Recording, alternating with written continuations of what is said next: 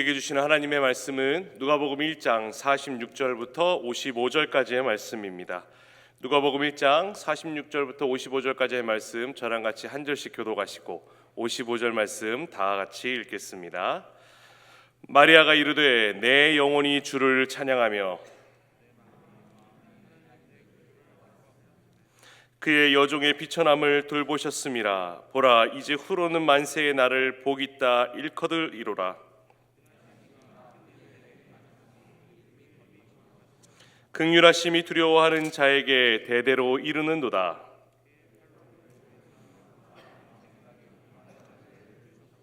권세 있는 자를 그 위에서 내리치셨으며 비천한 자를 높이셨고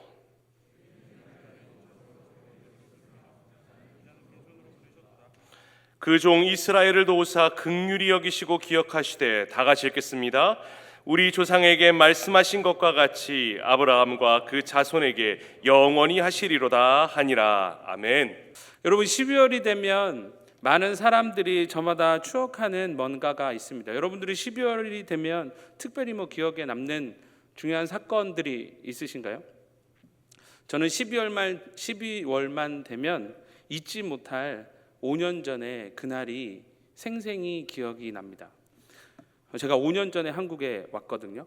그 5년 전 이맘때쯤 우리 곽진 부장님의 차를 빌려서 울산으로 집을 구하러 내려갔습니다. 사역지가 울산이 되었는데 베를린에서 이제 울산으로 집을 구하러 간 거죠. 그날 12월 21일부터 차에서 그때 이제 승희가 1살이었는데 김밥을 먹고 거제도에서 자고 다시 새벽같이 울산에 와서 다시 집을 구하고 그거를 3일 동안 했습니다. 그런데 그때 23일 날, 24일 날 아침에 묵상했던 말씀 구절이 이제 그 동방 박사가 별을 보고 가는 거였어요. 별이 있는 곳을 찾아가는 거.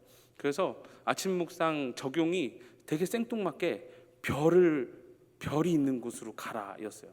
그래서 저는 아침에 밤에 별이 뜰 때까지 집을 찾아다녀라, 열심히 찾아다녀라 이 말인 줄 알고 또 열심히 아침 일찍 새벽에 거제도에서 출발해서 2시간 반 걸려서 울산에 도착해서 김밥 3줄을 사고 이제 집을 구석구석 막 찾아다니는 겁니다. 정말로 약간 무식한 방법인데 집집마다 대문 두들기면서 여기 혹시 월세 놓는 집 없습니까? 이러면서 다 다녔어요. 그러다가 이제 어둑어둑한 밤이 됐는데 못 구한 거죠. 그래서 이제 가족끼리 그 작은 차 안에서, 저희가 그 차를 당나귀라고 불렸는데 그 차 안에서 이제 별은 뜨기, 이제 조금 있으면 별은 뜰 텐데 이제 곧 뭔가 하나님이 보여주셔야 되는데, 근데 그 순간 저희가 그 골목에서 김밥을 먹고 있었는데 근데 갑자기 대문 하나가 열리면서 아주머니가 고양이 밥을 주러 나오신 거예요. 근데 여러분, 그 집에 방이 있었던 거죠. 그래서 이렇게 저런 얘기하다가 저희가 여차여차해서 요 앞에 교회에서 사역을 하게 됐는데 집이 없어요 이러면서 말씀을 드렸더니 우리 집에 지금 월세를 놓는다, 와서 집 좀 보고 가라 해서 들어갔어요. 그리고 이제 나왔는데 저희 아내가 저한테 여보 혹시 별이 이렇게 생긴 거 말고 사진 한번 보여주실래요? 네, 와이프가 저 별이 요 별입니다. 요 별, 핑크별. 와이프가 집을 보고 나오는데 현관에 저게 붙어 있었고 저는 못 봤어요. 그래서 나온 다음에 와이프가 물어보는 거예요. 저렇게 생긴 별도 별이네요.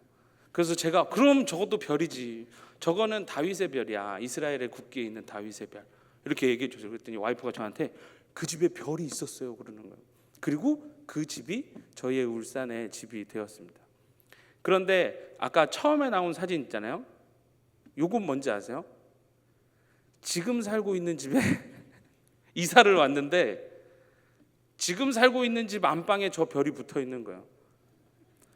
여러분, 저 그래서 12월 달이 되면 하나님이 참 멋지게 그 12월 24일 그 성탄 전야 날에 집 없이 집을 찾고 다니던 요셉의 심정을 너무 뼈저리게 느끼게 하시고, 그리고 집을 찾게 해주시고, 그런 스토리가 저에게는 남아 있어서 12월이 되면 그 예수님의 탄생을 정말 깊이 저는 그래도 한 살인 애를 안고 집을 구하러 다녔지만 예수님 요셉은 그 복중에 아기가 있는 상태에서 집을 보러 다녔으니 얼마나 더 춥고 힘들었겠습니까?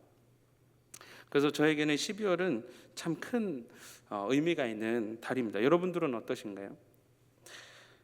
독일을 떠날 때와 돌아와서 큰 차이 중에 하나는 예전에는 12월이 되면 캐롤을 많이 들을 수 있었거든요. 그리고 여기저기에 메리 크리스마스라는 문구를 참 많이 볼 수 있었습니다. 그런데 요즘에는 캐롤도 참 듣기 힘든 것 같고, 그리고 더군다나 여기 롯데백화점 지금 리모델링 하느라 공사 중인데 그 밖에 뭐라고 써 있는지 보신 분 계실까요? 해피 홀리데이라고 쓰여 있죠. 캐롤을 듣기도 힘들어진 시대가 되었고 메리 크리스마스라는 문구를 보기도 힘든 시절이 된 것 같습니다. 물론 우리 기쁨 형제는 미국에서 오셨기 때문에 이미 오래전부터 해피 홀리데이라는 말을 듣고 메리 크리스마스 이 말을 못 듣고 지내셨잖아요. 이제 어느덧 우리가 살고 있는 한국에서도 12월에 성탄절을 떠올리고 캐롤을 떠올리고 메리 크리스마스를 떠올리지 못하게 되는 시간이 그리 오래 걸리지 않을 거라는 생각이 듭니다. 여러분, 인도 힌두교에서 한 비류 종파가 동아시아, 극동아시아에 이르러서 종교화가 됐는데 그게 뭔지 아시나요? 그게 불교죠. 석가모니가 태어난 날 정확히 알 수 없어서 석가모니가 태어난 것을 기념하기 위해서 한 날을 정해서 우리는 그것을 뭐라고 부르죠? 그죠? 우린 교회 다니는데 그거 다 알아요. 뭐죠? 그렇죠. 말하기 좀 그렇죠. 저도 그렇습니다. 오신 날 이렇게 표현하잖아요. AD 6세기경에 BC 6세기경에 중동 지역에 많은 소수 민족들을 우리도 저 유럽 사람처럼 저 로마 사람처럼 뭔가 이렇게 하나로 규합하는 사상을 좀 만들어 보자 해가지고 사람들이 만든 종교가 이슬람이죠. 무슬림. 여러분, 무슬림은 1년에 한 번 한 달 동안 금식하는 기간이 있는데 그 금식하는 기간을 뭐라 그러는지 아시나요? 그렇죠. 우린 알아요. 석가모니가 태어난 걸 기념한 날도 공식용어로 뭔지 우리는 잘 알고, 이슬람의 중요하게 생각하는 한 달의 금식 기간이 뭔지라는 그 고유 명사도 우리가 잘 알고 있어요. 근데 여러분, 그거는 특정 종교이고 특정 민족이 거고 특정 종교의 거니까 우리 다르게 부릅시다 라고 하는 거 들어보셨나요?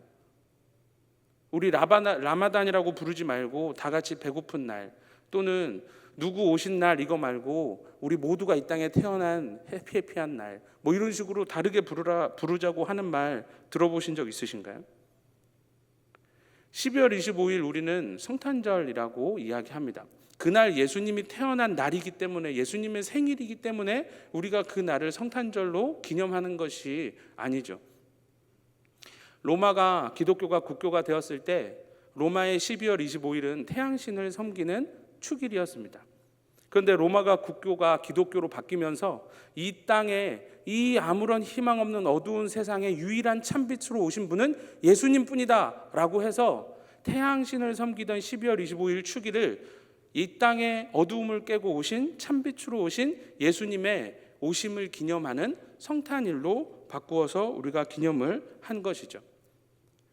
이단들은, 세상 사람들은 그것을 잘 몰라서 12월 25일이 예수님이 생일이 아닌데 뭐하러 성탄절을 지키냐 이런 말들을 합니다. 그런 것을 보면 세상은 여전히 예수님에 대해 무지하고 그리고 예수님에 대해서만 배타적인 것 같이 느껴집니다. 여러분들은 어떠신가요? 타 종교는 존중하고 배려하고 이해하려고 하는데 기독교에는 그런 배려와 존중과 이해가 느껴지지 않는 것. 그런데 만약에 불교 사람들한테 그 오신 날을 더 이상 그 나신 날로 부르지 말라 그러면 난리 날걸요? 이슬람 사람들한테 더 이상 라마단을 라마단이라고 부르지 말라 그러면 세상이 뒤집어질걸요? 근데 왜 크리스찬들은 성탄절을 그날 메리 크리스마스라고 하지 말고 해피 홀리데이라고 부르라고 하면 그렇게 조용히 그냥 넘어가는 걸까요? 사실 이러한 모습은 시간이 지나면서 더 심해지는 것은 아닙니다. 성경을 보면 요한복음 1장 이렇게 기록되어 있죠. 빛이 어둠에 빛이 돼 어둠이 깨닫지 못하더라. 1장 9절에서 이렇게 이야기합니다. 참 빛 곧 세상에 와서 각 사람에게 비추는 빛이 있었나니 그가 세상에 계셨으며 세상은 그로 말미암아 지은 바 되었으되 세상이 그를 알지 못하였고 자기 땅에 오매 자기 백성이 영접하지 아니하였다. 성경을 보면 그때나 지금이나 동일한 게 있습니다. 뭐죠? 예수님에 대해서만 유독 친절하지 않다는 거죠. 신학자들은 그래서 이런 말을 합니다. 지금 우리가 살고 있는 시대는 그 어떤 시대보다 1세기의 시대와 동일하다. 무슨 말일까요? 여러분 세상 속에서 기독교인이라고 자랑스럽게 말하고 사십니까? 여러분 세상 속에 기독교인이 많다 하는데 정말 여러분들 학업의 현장, 직장의 현장에 그리스도인들이 몇 % 정도 되십니까? 그때처럼 예수님에 대한 다양한 반응이 우리가 살고 있는 이 세상에 존재합니다. 누군가는 예수님에 대해서 호감을 가지고 예수님에 대해서 관심을 가지고 예수님을 존경하기는 합니다. 그러나 여전히 예수님에 대해서 무지하고 예수님에 대해 오해하고 예수님에 대해서 반감을 가지기도 하고 나아가 예수님에 대해서 적대감을 가지기도 하죠. 그 가운데 아주 소수 예수님의 제자, 정말 예수님을 따르는 사람들은 그때나 지금이나 찾아보기 힘들 만큼 소수인 시대 속에 우리가 살아가고 있는 것입니다. 그래서 언젠가 제가 여러분들한테 말씀드렸던 것처럼 우리가 살아가는 이 시대는 첫 번째로는 반기문 시대다. 뭐죠? 반기독교적인 문화의 시대다. 그래서 우리는 그 시대를 역행하며 살아가는 사람들이다. 서구 사회는 오래전부터 기독교 사회였지 않습니까? 서구 사회에서는 반기문 시대라고 하지 않습니다. 뭐라고 얘기하냐면 탈기독교 시대라고 얘기합니다. 오랫동안 기독교 문화였던 그 서구 사회가 이제는 그 기독교로부터 뭐 한다? 탈출한다고, 벗어난다고요. 여튼 우리는 더 이상 크리스마스를 크리스마스라고 부르지 못하는 시대를 보고 보내고 있는 겁니다. 여러분 해피 홀리데이라는 말이 왜 시작됐는지 아시나요? 이건 100% 상술이죠. 마치 우리 빼빼로데이와 같은 겁니다. 빼빼로데이 왜 만들었죠? 빼빼로 팔기 위해서였지 않습니까? 해피 홀리데이는 유대인들의 마음을 사로잡기 위해서 만든 용어입니다. 왜요? 12월 달에 하누카라는 빛의 축제가 유대인들에게 있기 때문이죠. 그래서 메리 크리스마스라고 하는 인사가 유대인들은 듣기 싫은 겁니다. 메리 크리스마스라고 말하면 유대인들이 그 메리 크리스마스라고 인사하는 기업의 물건을 사지 않는 거죠. 그래서 기업들이 그 경제계를 꽉 잡고 있는 유대인들 입맛에 좋게 하기 위해서 메리 크리스마스라는 말 대신 해피 홀리데이라고 하는 겁니다. 그러한 상황 가운데 우리는 뭐라고 인사해야 될까요? 한번 인사해 봅시다. 메리 크리스마스. 자, 우리 좌우 앞뒤를 향해서 메리 크리스마스. 여러분 밖에서는 이 인사를 잘 못하니까 크게 메리 크리스마스. 여러분 메리 크리스마스는 뜻이 뭐냐면 즐겁게 예수님을 예배합시다입니다. 즐겁게 메리 크라이스트 그리고 미사, 우리 즐겁게 함께 모여 예수님을 예배합시다 라고 이 시즌이 되면, 이 12월 달이 되면 크리스찬들이 세상 가운데 나아가서 메리 크리스마스 메리 크리스마스를 외치는 거죠. 저는 매주 우리 호산나 성가대 찬양대 찬양을 들으면서 참 많이 은혜를 받습니다. 이 자리를 빌어 매주 참 감사합니다. 원래 찬양팀에 또 하려고 그랬는데 찬양팀은 예배 전에 셀프로 이제 위에서 기도를 했기 때문에 같은 마음이에요. 오늘 찬양대 가사, 우리 찬양대 가사가 뭐였는지 다들 아시죠? 저는 찬양대가 찬양할 때마다 그 찬양을 알든지 모르든지 여러분 뭐 보신 분도 계시면 전 여기서 같이 따라 부릅니다. 지휘하시는 분의 지휘에 맞춰서 저 찬양을 내가 처음 듣는데도 이렇게 같이 따라 부르는 거죠. 왜요? 그 시간은 찬양대만 찬양하는 시간이 아니라 예배자인 나도 찬양하는 시간이니까요. 여러분 오늘 찬양 가사가 뭔지 아십니까? 산 위에 올라가서 주 나심을 전하자. 죄와 사망과 권세 모두 멸하시고 참 생명 주시려고 주에서 오셨으니까 우리 저 산 위에 올라가서 그것을 전하자라는 찬양인 겁니다. 그게 뭐라고요? 다시 한번 해볼까요? 메리 크리스마스. 네. 서론이 굉장히 길었는데 오늘 저는 함께 이 본문을 통해서 크리스마스의 의미를 우리가 다시 한번 마음 깊이 새겨볼 수 있었으면 합니다. 여러분, 1세기 당시 기독교 공동체에는 하나의 큰 도전이 있었습니다. 뭐였을까요? 예수 그리스도가 우리의 예배의 대상이 될 수 있는가였습니다. 다시요. 1세기 크리스찬들에게는 한 가지 큰 고민이 있었는데 그게 뭐였냐면 하나님을 경배하는 백성이, 하나님만을 경외해야 되는 백성이 예수님도 경배해도 되는지에 대한 고민이었다고요. 지금 여러분들은 그게 무슨 고민이야 라고 생각하겠지만 여러분 잘 생각해 보십시오. 유대인들에게 있어서 유대인들은 다른 신이 있는 게 아니라 하나님만 신입니다. 그래서 다른 것을 신으로 생각하는 것은 그것은 하나님을 만홀히 여기는 것이라고 해서 죽여야 하는 벌과 동일한 거죠. 다른 신은 없어요. 그런데 유대교인, 여러분들이 태어나서 유대교인, 서구 형제가 유대교인으로 태어났어요. 그런데 어느 날 예수 그리스도의 복음을 듣고 크리스찬이 되었단 말입니다.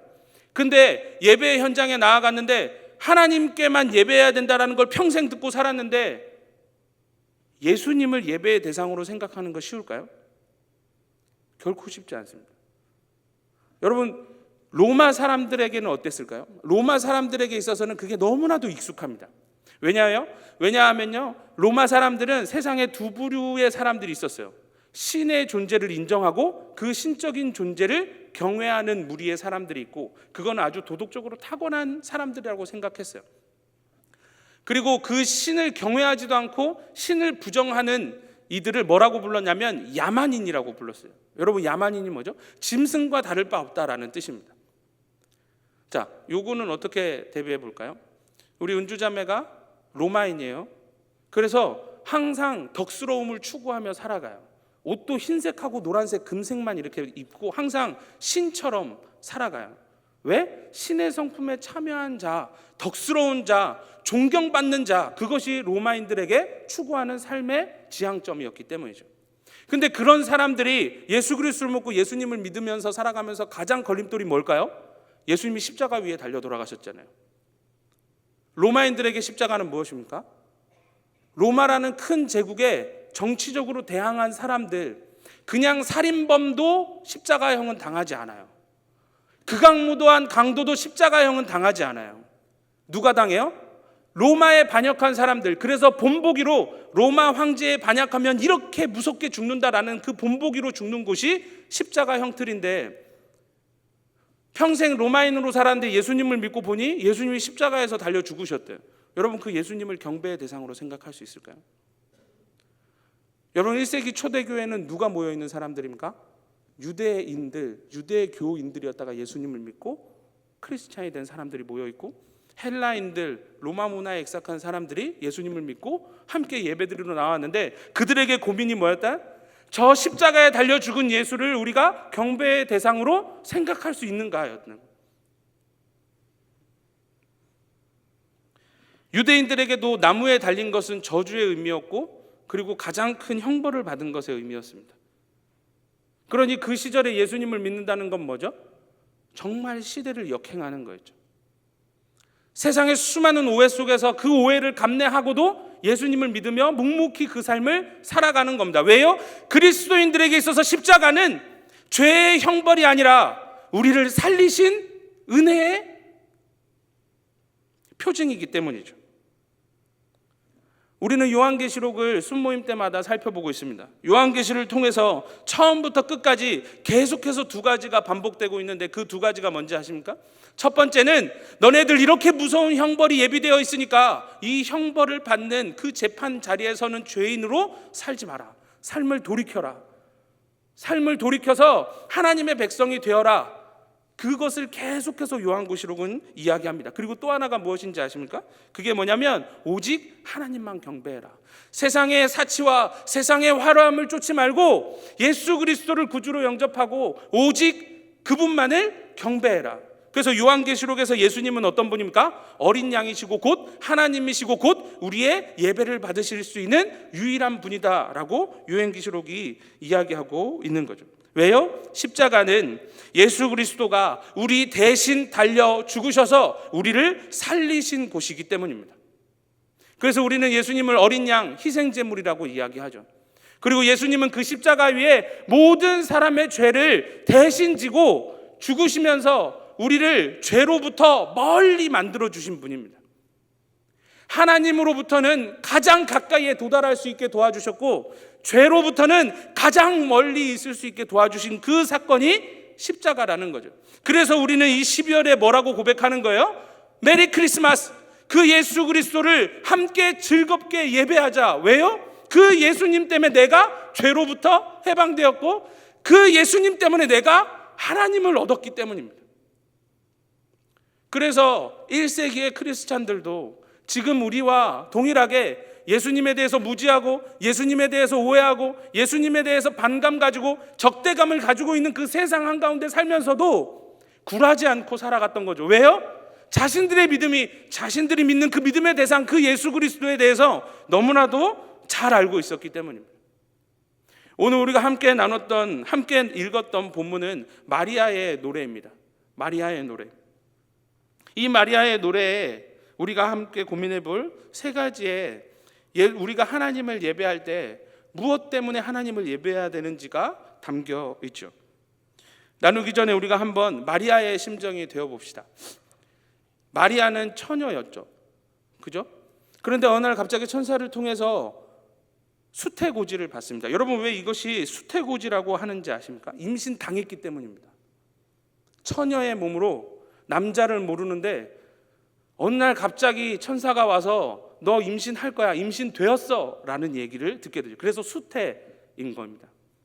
근데 그 수태고지를 듣고, 여러분들 우리가 쉽게 공감할 수 있지 않습니까? 처녀인데 갑자기 임신했대요. 그러면 여러분들 마음속에 무슨 마음이 들까요? 그토록 간지럽던 아이였어 라고 할까요? 아니죠. 정말 말도 안 되는 이야기가 들린 겁니다. 여러분, 그러면 그 마리아의 마음속에 뭐가 생겼을까요? 큰 두려움이 엄습하죠. 그런데 여러분 잘 생각해 보십시오. 마리아는 어렸을 때부터 유대인이었기 때문에 모든 유대인들은 믿음의 조상인 아브라함의 이야기를 알고 있습니다. 아브라함과 사라의 이야기를 알죠. 사라가 어떤 여인입니까? 마른 고목과 같은 여인이었죠. 그죠? 90세가 훨씬 넘었는데 출산하게 되죠.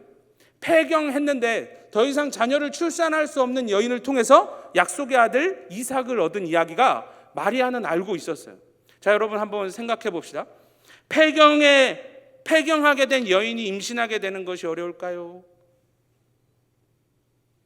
월경을 하고 있는 처녀가 임신하는 게 어려울까요?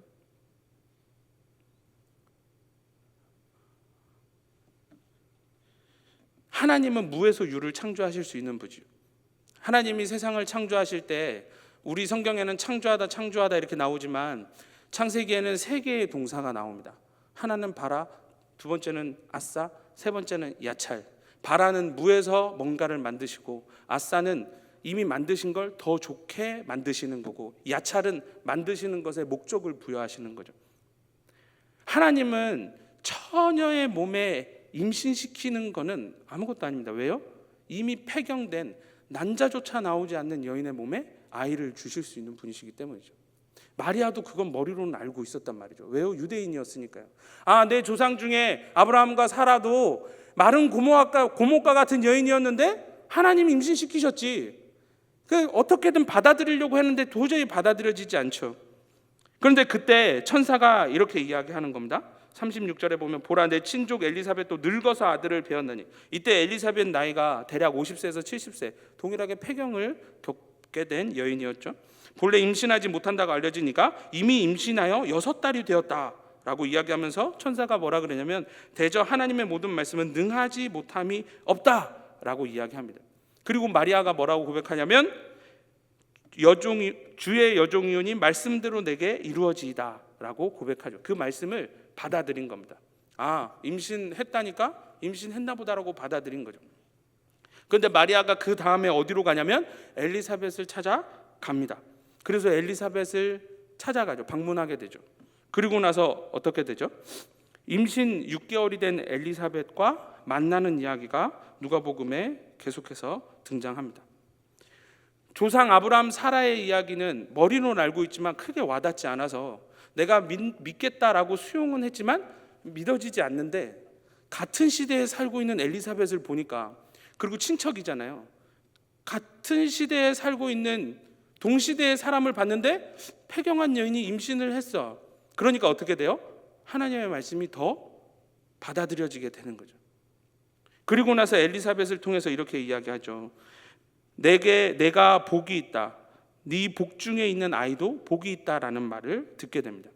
그래서 그 말을 듣고 나서, 천사의 말을 듣고 나서, 그리고 자신의 역사의 조상을 생각해보고, 그리고 엘리사벳을 만나보고, 그리고 나서 엘리사벳의 입술을 통해서 확답을 들은 후에 고백한 찬양이 우리가 함께 읽었던 본문 내용인 거죠. 이 본문에서 마리아는 가장 먼저 찬양의 대상을 주라고 고백하는데, 구체적으로 그 찬양이 애곡과 슬픔, 어떡해요? 처녀인데, 그 당시에 여러분 처녀가 임신하면 어떻게 되죠? 돌에 맞아 죽습니다. 여러분 성경에서 왜 투석형을 하는지 아세요? 죽을 때까지 아프라고 투석형 하는 게 아닙니다. 그 죄인에 내 손이 닿으면 그 죄가 나에게 넘어오기 때문에 가장 멀리에서 돌을 던져서 죽이는 거죠. 투석형을 누가 제일 먼저 할까요? 가장 가까운 가족이 합니다. 왜요? 그 죄로부터 나는 상관이 없다라는 걸 모든 증인들 앞에서 보여줘야 돼서 투석을 하는 거죠. 최근까지 이스라엘 그쪽에서는 투석형을 했잖아요. 그 투석형을 받을 수 있는 그 큰 두려움이 어떻게 된 거죠? 기쁨의 찬양으로 바뀌게 된 거죠. 기쁨의 찬양을 하면서 주님을 자신의 구주라고 이야기합니다. 구주, 직역하면 건져내시는 구조자라는 뜻입니다. 구조자. 여러분, 예수님의 이름의 뜻이 뭐죠? 건지시는 분입니다. 건지시는 하나님. 그래서 그녀의 찬양에는 구체적으로 세 개의 상황에서 건져내시는 구주에 대한 이야기가 나옵니다. 첫 번째는 48절인데요. 비천함을 돌보시는 주님이다라고 표현합니다. 비천함을 돌보셨다. 이 비천함으로 번역된 말은 어떤 것 아래에 눌려 있다라는 말입니다. 여러분 머리를 누군가가 머리로 발로 밟고 있으면 어떨까요? 굉장히 굴욕스럽겠죠. 이 단어가 그겁니다. 자기의 손으로 아무리 그 머리에 밟고 있는 걸 치우려고 해도 치워지지 않는 그 엄청난 삶의 무게에 짓눌려 있는 상태가 비천함인 거죠. 그런데 여기서 하나님이 어떻게 하셨대요? 돌보셨대요. 돌보셨다라는 말이 뭘까요? 주의 집중해서 살펴보고 계셨다라는 겁니다.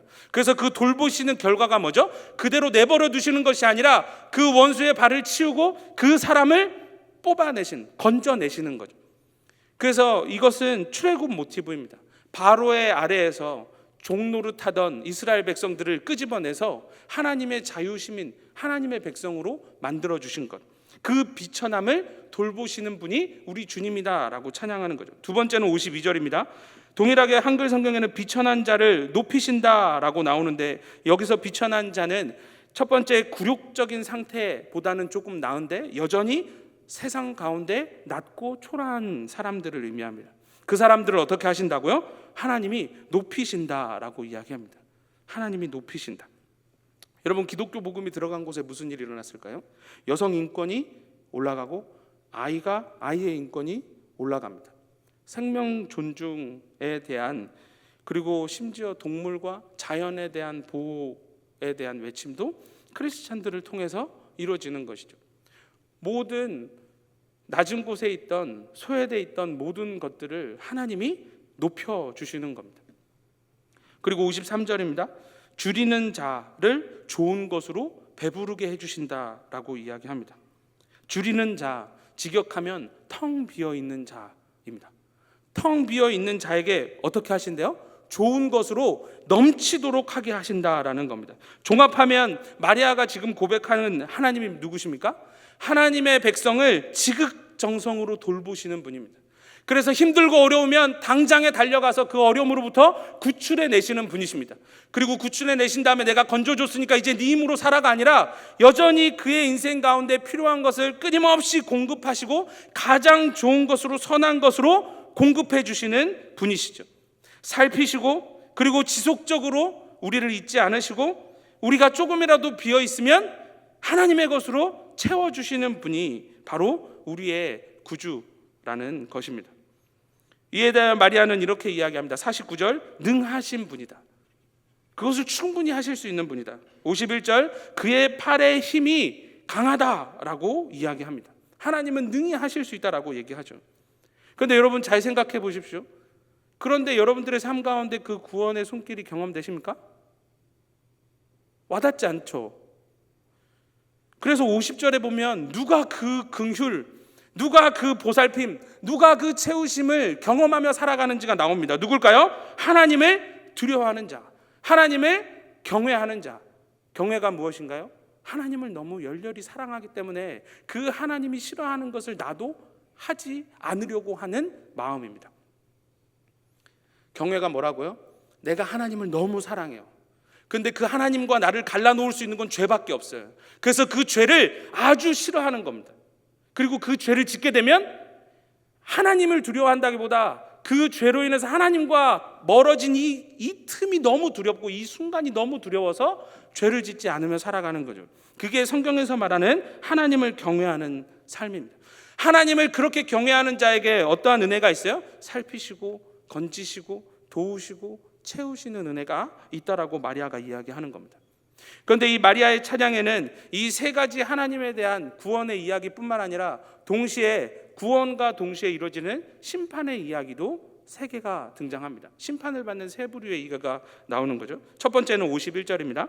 마음의 생각이 교만한 자들, 그들을 어떻게 하신대요? 흩으신다라고 이야기합니다. 마음과 생각이 교만하다는 게 뭘까요? 마음과 생각과 뜻과 계획에 하나님이 없이 자기 생각으로 가득 차 있는 존재를 성경은 마음의 생각이 교만한 자라고 얘기합니다. 이들을 어떻게 하신다고요? 흩으신다. 여러분 창세기에서 흩으시는 거 하면 뭐가 떠오르시죠? 바벨탑을? 그렇죠. 바벨탑을 흩으시는 겁니다. 왜요?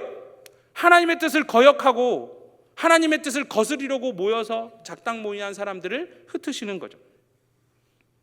두 번째로 52절에 보면 권세 있는 자를 내리치십니다. 내리치신다는 말은 윗자리에 앉아 있는데 그 사람을 끄집어내려서 가장 밑에다가 앉힌다는 의미예요. 자기 인생의 주인을 왕노릇하는 인생들을 주님께서 끄집어내리신다는 겁니다. 세 번째로 53절에 보면 부한 자들을 빈털터리로 만든다라고 말씀하시죠. 여러분 이 시대의 부자는 어떻게 될까요? 착취를 통해서 부자가 됩니다. 누군가의 것을 뺏어야 부자가 되는 거죠. 누군가를 죽이고 억지로 뺏어야 부자가 되는 거예요. 그러니까 지금 이 세 부류의 사람들은 어떤 사람들입니까? 누군가를 밟아 진지기던 사람이죠. 누군가의 위에 있기를 좋아하는 사람입니다. 누군가의 것을 빼앗고 기뻐하는 사람이죠. 그것으로 자신의 유익을 추구하며 살아가는 사람들. 그럼 예수님께서 이 땅에서 누구를 건지십니까? 그 사람들 발밑에 있는 자들을 끄집어내 주신다는 거예요. 그 사람들 아래 소외되어 있는 자들을 찾아가셔서 위로하시고 격려하시고 다시 높이 세워주신다는 거죠. 그들한테 빼앗겨서 텅 빈 자들에게 하늘의 신령한 것을 채워주셔서 풍족하게 살게 해주신다는 겁니다. 그래서 이 세 개, 6개의 동사는 서로 비교되면서 대조되면서 나오는 거죠. 하나님께서 건지시죠. 그리고 그들은 흩으십니다. 하나님께서 하나님의 백성은 높이시고 하나님을 대적하는 자는 내려앉히십니다. 하나님의 백성은 하나님께서 가득 채우시고 하나님을 대적하는 자는 빈털터리로 만드시는 거죠. 주님을 경외하는 자를 주님은 모른 채 하지 않으시고 그의 인생 가운데 찾아가셔서 그 어떤 것으로 짓눌려 있어도 능히 끄집어내실 수 있는 분이시고 그 낮고 천한 곳에서 능히 세우실 수 있는 분이시고 다시 일으켜줄 수 있는 분이시고 다시 살아갈 수 있는 필요한 모든 것을 능히 공급해 주실 수 있는 분이다라고 이야기하는 겁니다. 그래서 예수님이 이 땅에 오시면 뭐예요? 가장 비천한 존재들을 그저 두지 않으시고 낮은 곳에 있는 자들을 모른 척하지 않으시고 텅 빈 채 살아가는 영혼들을 그대로 두지 않으시고 자신을 주기 위해서 이 땅에 오신 거죠. 자신을 주시면서 우리를 하나님의 것 삼게 하셔서 하나님의 백성으로 우리의 신분을 격상시켜 주셔서 세상에 밟히지 않는 인생이 되게 하시고 세상에 비굴하지 않는 인생이 되게 하시고 세상에 헛된 것을 가득가득 채우며 살아가는 인생이 아니라 하나님의 것으로 풍성하게 충만하게 만족하며 살아갈 수 있는 인생으로 만들기 위해서 예수님께서 이 땅에 오셨다는 것입니다. 말씀을 정리하도록 하겠습니다. 11월 우리는 추수감사주일 날 한나의 노래를 함께 나눴습니다. 기억하시나요? 엔멜레크 왕이 없고, 엔다바르 말씀이 없고, 말씀에 순종할 수 없으니 엔샬롬 샬롬이 없고, 그 상황 속에 엔옐라딤 아들조차 없는, 기업조차 없는 한 여인을 우리는 살펴보았습니다. 그래서 제가 뭐라고 말씀드렸죠? 하나님은 텅 빈 자를 채우시는 분이다.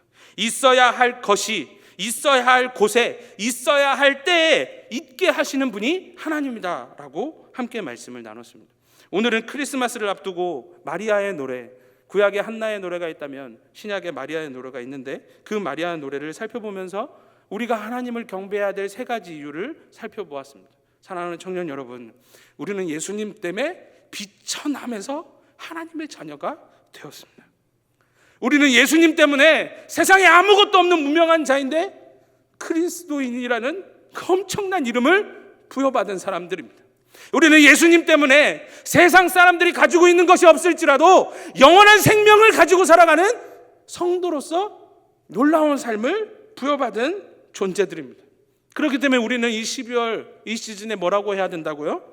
메리 크리스마스, 우리 예수 그리스도를 기쁘고 즐겁게 예배합시다 라고 외치며 살아가야 한다는 것이죠. 하나님께서 너무나도 사랑하시는 우리 꽃종 여러분, 우리는 지난주에 임 목사님을 통해서 비교하면 비참해지는 인생에 대해서 생각해 보았죠. 그 비참함, 그 비천함, 그 낮고 초라함, 그 텅 빈 상태를 채워주시는 분이 누구십니까? 예수님인 겁니다. 그 예수님이 이 땅에 우리의 개인의 인생에 오셔서 우리는 전혀 다른 삶을 살게 된 거죠. 저는 몇 가지 신앙 정체성이 있습니다. 저는 남자인데 성경을 보면 그렇게 여자들의 마음이 공감이 돼요. 그래서 저는 제 신앙 정체성이 몇 가지가 있는데, 첫 번째는 혈류병 걸린 여인입니다. 아무런 희망이 없는. 두 번째는 가늠하다 현장에서 잡힌 여인입니다. 죽어도 마땅한. 그리고 세 번째 제 신앙 정체성은 나사로입니다. 이미 죽어서 썩어서 냄새가 나는 존재. 그리고 또 다른 신앙의 정체성은 문둥병이 걸리고 중풍병이 걸리고 귀신 들린 자입니다. 이게 제가 날마다 주님 앞에 나갈 때마다 잊지 않고 싶은 저의 신앙의 정체성입니다. 왜 이것을 기억할까요? 그랬던 난데 예수님 덕에 살고 있다는 것을 잊지 않고 싶었어요. 내가 예수님 덕에 숨쉬고 있고, 예수님 덕에 손발이 움직이고, 예수님 덕에 맨정신으로 살아가고, 예수님 덕에 죄인이 아니라 의인으로 살아가고, 예수님 덕에 이 세상 가운데에서 하나님의 이름과 나라와 영광을 위해서 살 수 있는 존재가 되었다. 여러분들은 어떠십니까? 저는 12월 성탄절을 앞두고 또 하나의 신앙 정체성을 가집니다. 제가 심심할 때마다 그리는 건데요, 구유입니다. 여러분, 우리는 잘 돼봤자 구유밖에 되지 않을 인생이었습니다. 동물 밥통. 그런데 그곳에 예수 그리스도가 누이는 순간 그 보잘것없는 구유는 왕이 누이시는 침소가 되고, 왕이 앉으시는 왕좌가 되고, 왕이 거하시는 성전이 되죠. 사랑하는 청년 여러분, 12월 달 여러분들의 삶 가운데 여러분들의 삶을 그리스도인이라는, 하나님의 자녀라는 그 놀라운 새로운 정체성을 부여하기 위해서 이 땅에 오셔서 모든 것을 쏟아부으신 그 예수님을 전심으로 예배할 수 있는 청년들이 되었으면 좋겠습니다. 그런 의미에서 우리 다시 한번 인사할까요? 메리 크리스마스. 조금 더 힘차게 할까요? 메리 크리스마스. 한국말로 해볼까요? 우리 즐겁게 예수님을 예배합시다. 네, 이번 성탄절은 이 놀라운 기쁨, 이 놀라운 체험의 은혜를 우리 모든 청년들이 빠짐없이 경험할 수 있었으면 좋겠습니다. 그래서 한번 마지막으로 외쳐보겠습니다. 제가 있어야 할 것, 우리에게 있어야 할 것, 그러면 여러분들이 뭐가 있어야 되죠, 여러분? 여러분 뭐가 필요하십니까? 그렇죠, 예수 그리스도. 있어야 할 곳, 그러면 어디에 있어야 돼요, 예수님이? 그렇죠, 내 마음에. 그리고 또 어디 있어야 되죠? 하나님, 내 가정에, 내 삶의 현장에. 죄송합니다. 그리고 세 번째로, 제가 있어야 할 때 이러면 여러분들이 뭐라고 대답해야 될까요? 지금, 주님 지금 당장, 그리고 매 순간 떠나지 말아달라고.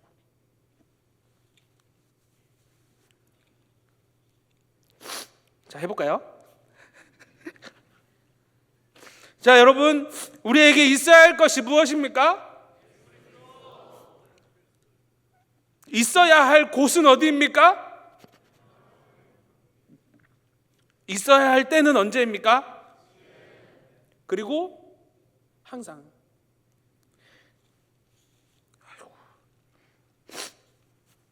예수님의 건지시고 보호하시고 보살피시고 보듬으시고 없는 것 채우시고 공급하시고 안아주시고 그 큰 사랑을 여러분들이 이번 성탄절에 많이 느낄 수 있었으면 좋겠습니다.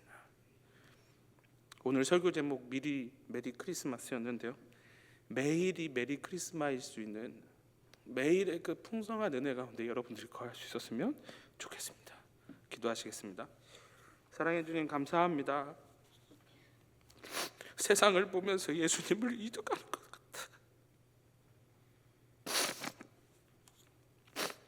2000년 넘게 기독교 국가들이 그 역사 속에서 예수님을 지워버리는 것 같고, 그 안타까움이 이 시대에 살고 있는 크리스찬들에게도 우리 개인의 삶 가운데 다시 한번 그 은혜에 무뎌지지 않고, 그 은혜에 무감각하지 않고 날마다 그 예수 그리스도를 기쁘고 즐겁게 예배하며 살아가는 그 삶을 하나님, 우리 청년들이 살아갈 수 있도록, 하나님, 이 땅의 교회가 그런 삶을 회복할 수 있도록, 하나님, 이 땅의 모든 그리스도인들이 그 십자가의 사랑과 은혜를 회복할 수 있도록 하나님 은혜를 허락하여 주시옵소서. 이 12월 달 세상 사람들은 해피 할리데이라고 말하지만 우리는 그 사람들의 입의 고백을 아니에요, 예수님이 이 땅에 오신 날이에요, 바꿔줄 수 있는 우리의 삶이 될 수 있도록 도와주시고, 우리가 말씀을 나누며 함께 고백했던 것처럼 예수님, 우리의 인생에 예수님이 필요합니다. 예수님, 내 마음과 내 삶의 자리에 필요합니다.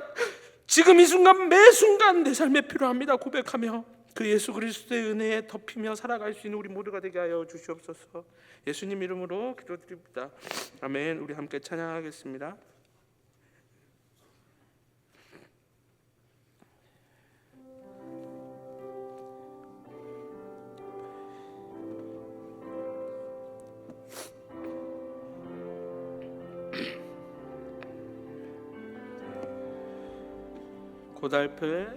고달픈 삶의 은혜도 무뎌지고 곧 사라질 것에 내 맘 두네. 헛되고 헛된 것들을 바라보며 그 은혜를 놓치며 살았네. 주어진 삶을 묵묵히 살아가며 날 붙드신 주 예수를 보내. 사망 가운데 놓여진 나의 삶을 건지신 그 이름 예수. 나의 한숨을 바꾸셨네. 나의 한숨을 바꾸셨네. 주를 향한 노래로, 소망의 노래로 나의 눈물을 거두신 주 예수 이름 안에 살게 하소서. 나의 한숨을 바꾸셨네. 나의 한숨을 바꾸셨네. 주를 향한 노래로, 노래로 나의 눈물을 거두신 주 예수 이름만 살게 하소서. 우리 마지막으로 고백합시다. 나의 한숨을 바꿔 주시옵소서.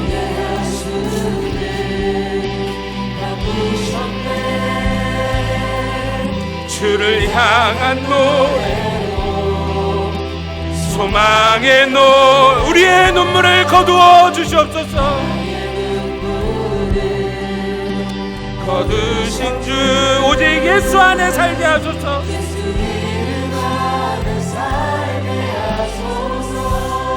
우리 이 시간에 함께 기도했으면 좋겠습니다. 여러분, 우리는 이 성탄절에 어떤 선물이 필요할까요? 우리에겐 주님이 필요합니다. 내 마음에, 내 삶에 지금 매 순간 우리는 예수 그리스도가 필요합니다. 왜요? 그 예수님만 내 삶 가운데 선명하게 보이면, 그 첫사랑만 내 삶에 회복이 되면 우리의 삶이 회복될 것이 뻔하기 때문이죠.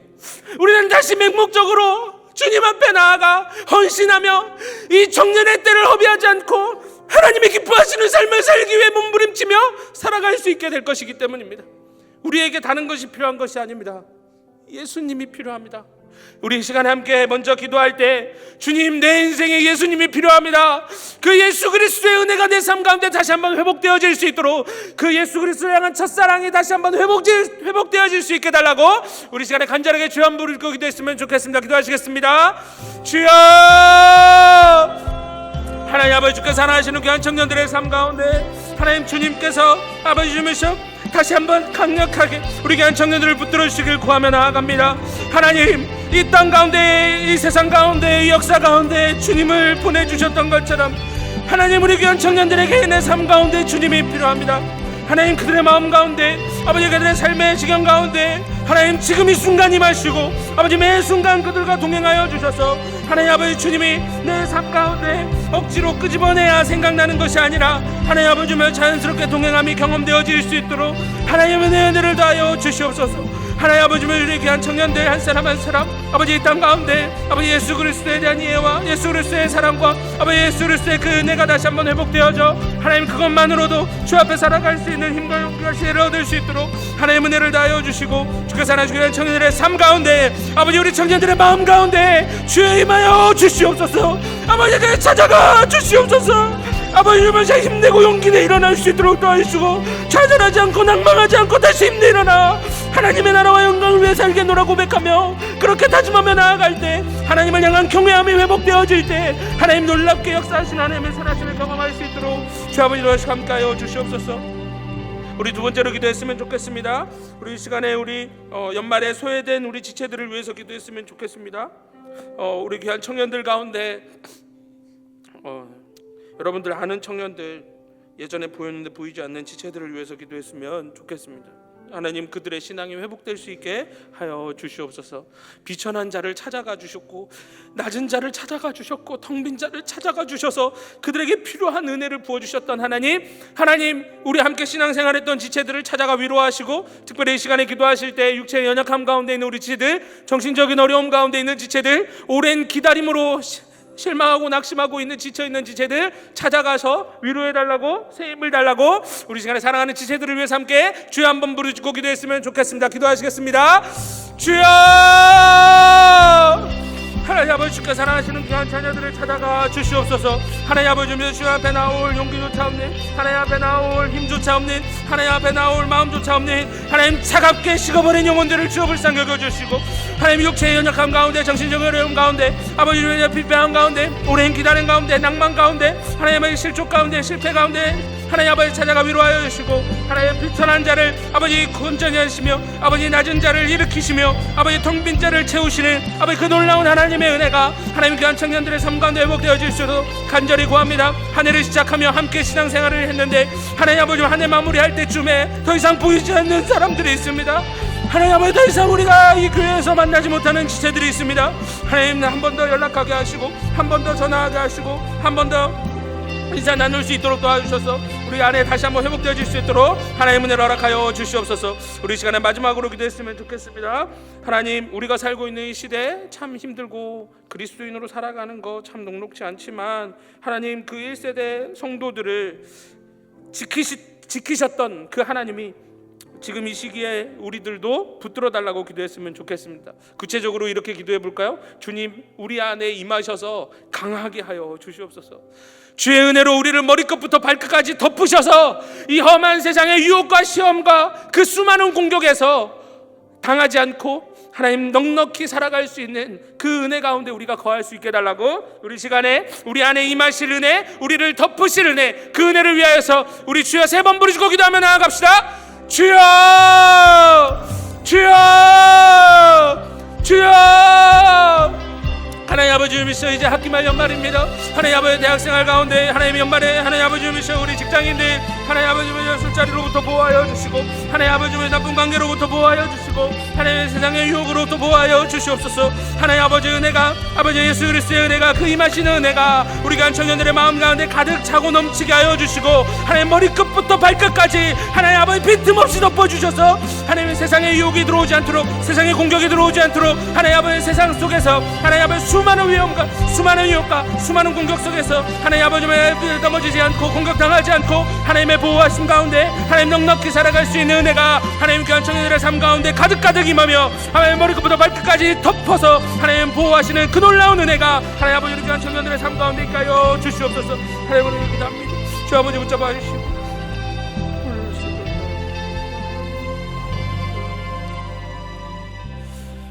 모든 것 사랑이 많으신 우리 주 예수 그리스도의 이름으로 기도드립니다. 아멘.